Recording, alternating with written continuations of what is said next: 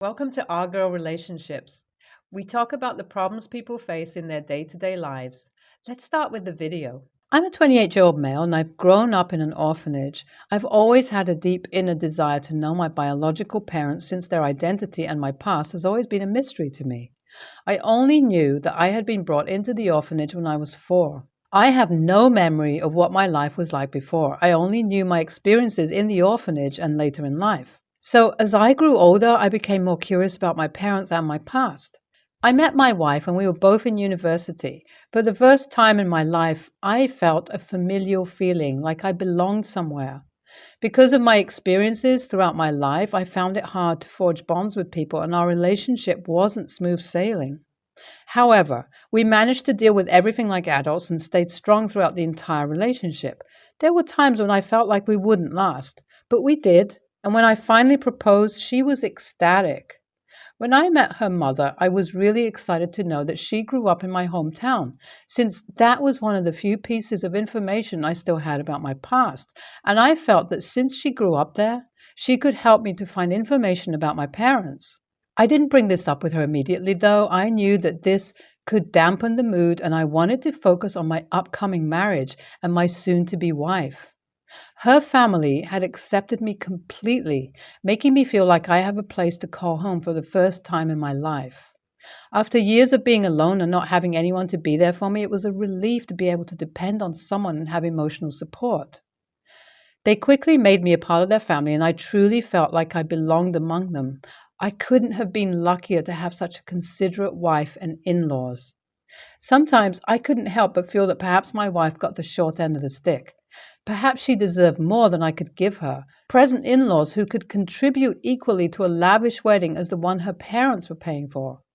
She deserved a good family to be married into, and all she got was me with no information about my background, just knowing the names of my parents. I even asked her about it at times, but she was always quick to reassure me that it never mattered all that much to her. What mattered was that I was a good person and could keep her happy. 2 years into our marriage, I decided to nervously broach the subject of my mother-in-law's childhood and its relation to my parents, to my wife. She completely understood and sympathized with me, and since my hometown was a small one, she promised to ask my mother-in-law if she had any information about my parents at all. I was reassured by her promise, even though it didn't seem like much, because it was something at least. After years of having absolutely no clue, maybe I was one step closer to solving the mystery. My wife kept her word and contacted my mother-in-law that very evening to ask her about my parents. She told us apologetically that she had no information, but she told us that she had a friend who could look at the past records of the public school in her hometown and let us know, because if my parents grew up in the town, they would have attended that school sometime in the past. I wasn't holding out too much hope, but I acknowledged that she was doing a lot for me, and it wasn't something I could ever repay. She, out of kindness of her heart, had decided to go above and beyond to help me find my parents. She told me it was nothing, but it meant a lot to me that she was willing to invest time in this hopeless endeavor only to satisfy my curiosity. Perhaps she realized how much this meant to me, how much I needed this closure. Whatever the reason, she contacted her friend the very next day and promised to get the information to me in a few months. After 7 months had passed, I decided to ask my mother-in-law once again about my parents. She behaved suspiciously innocent as she said that she still had no information.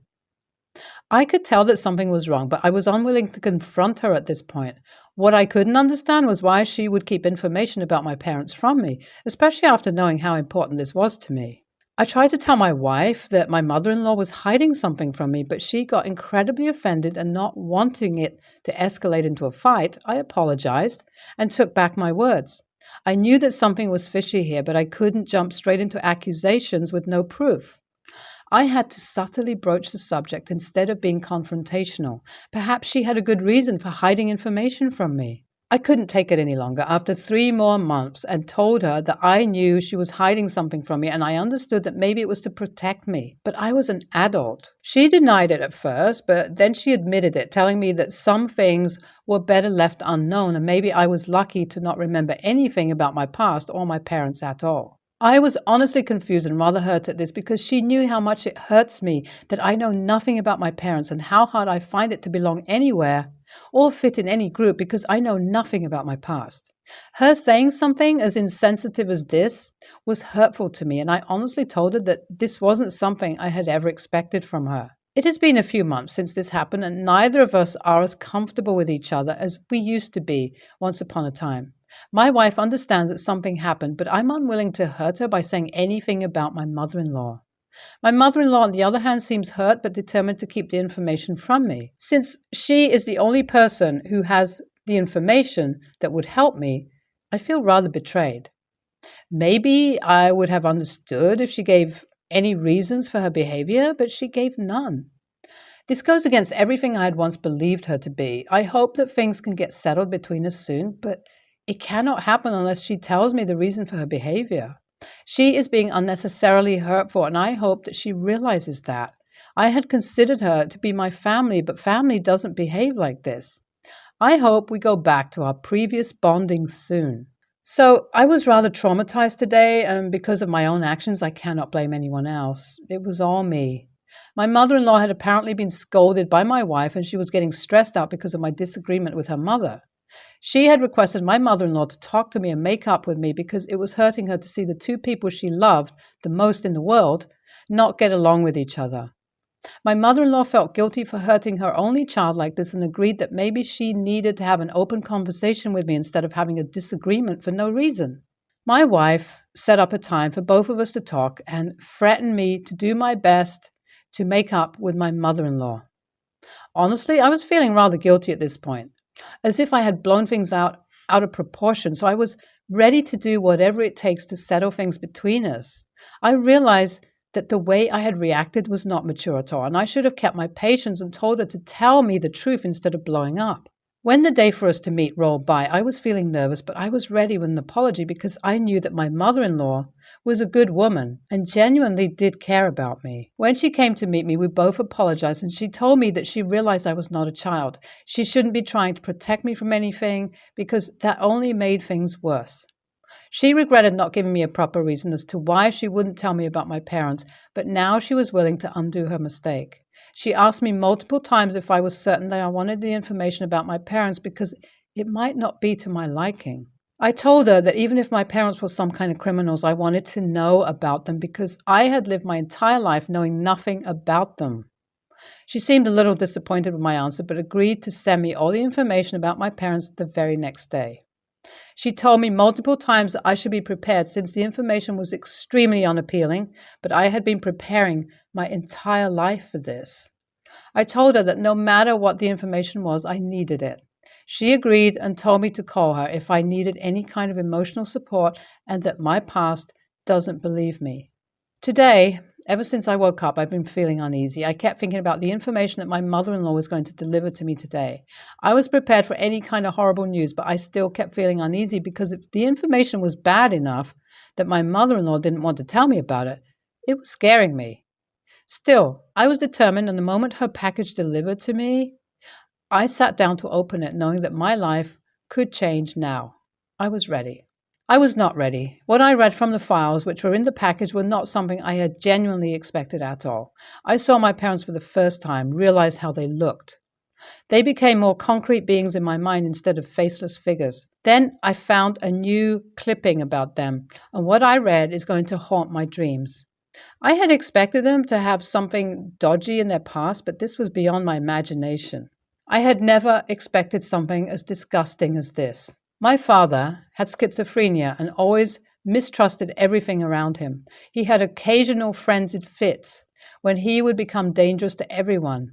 During one such fit, he had murdered my mother and then himself. I had survived and been found in a pool of blood.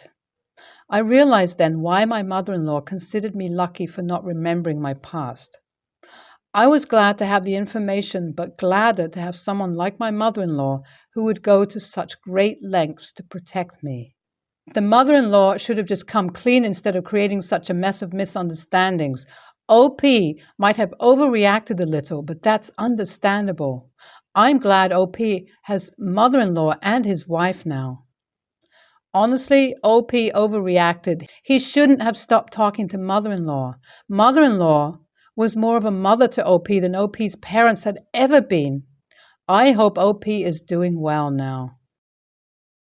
My family is from Mexico, but I was born in the US. I am the only one in my family who doesn't speak Spanish. All my extended family, grandparents, uncles, aunts, cousins, etc., speak it, but I never really cared for it that much. Katia, my girlfriend, knows I'm Mexican and she asked if I spoke Spanish, but when I said no, she didn't push, which I found refreshing. Usually people ask a lot of questions. She never said she spoke Spanish, but I remember her watching something and hearing Spanish, but I figured she had subtitles on. If it's important, Kate is from Germany. Katia and I have been together for 3 months. It's not long, but it's been intense. My grandmother had birthday on Saturday, and my family threw her a huge party. I invited Katia to come along with me as it would be perfect time to meet my family, and they're always very welcoming. Katia agreed. When we got there, everyone switched to English to speak to Katia, but they quickly went back to Spanish. I went to grab a beer and came back to find Katia talking to my aunt in Spanish. I came over and played it cool, telling her I didn't know that she spoke it, yada yada. When Katia was with me, she spoke English, but whenever she spoke to one of my family members alone, she switched because they switched. It made me really uncomfortable, especially since it wasn't your typically barely spoken Spanish. It was full on, fluent Spanish, and she understood my fast-speaking relatives. I got really annoyed with her, but said nothing. My grandma told me how much she loved Katia and how she's happy I found such an amazing girl. All my family loved her and couldn't stop singing praises about her.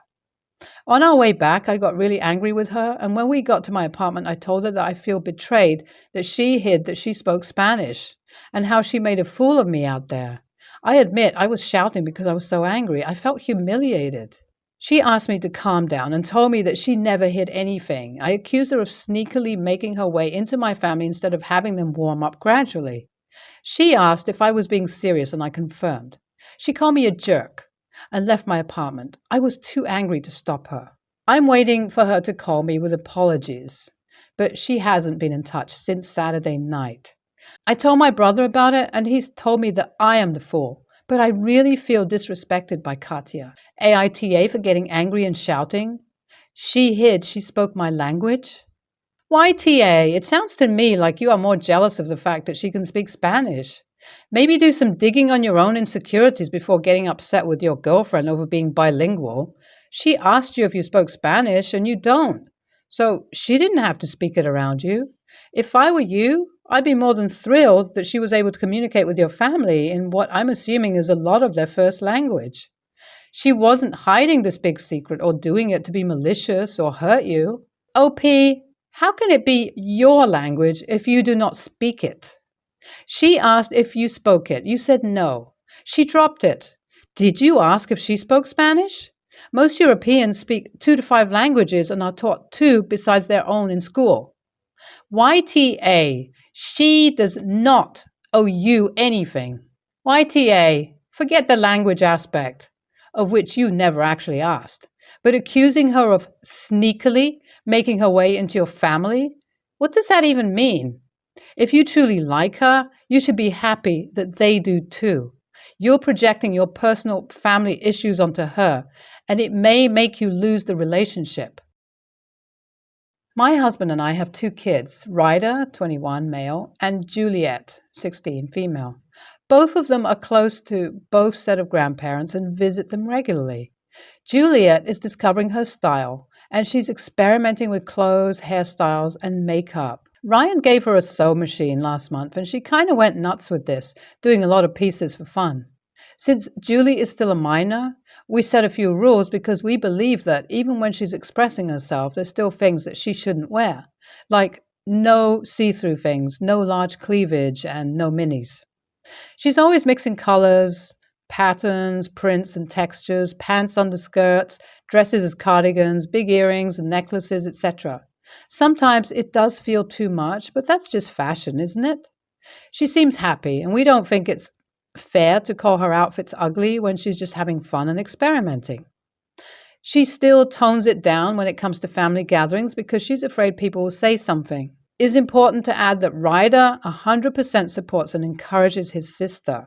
Most of the funny jewelry that Julie owns are things that Ryder bought for her. And as I said, he gave her a sewing machine recently. She also makes him shirts and is trying to make him a jacket.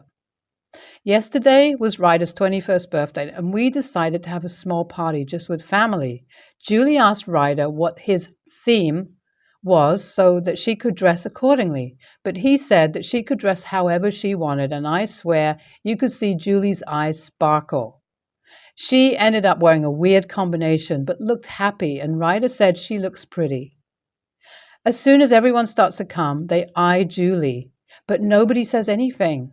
I notice my father-in-law making a face, and when he wants to give Ryder a few words, he says, "It's time to address the elephant in the room. Juliet looks awful. Go change to normal clothes, little girl." Ryder just rolls his eyes and says that a 70-year-old man bullying a 16-year-old is pathetic. They start to fight, and my father-in-law demands I punish my son, but my husband and I refuse. He made Julie cry. NTA, shame on your father-in-law. It sounds like you're doing everything right to me and your kid sounds wonderful. Keep doing what you're doing. ETA, your son is 21. I don't think grounding him for an argument between him and another adult would be appropriate anyway. Your father-in-law is just angry that he got called out for his poor behavior.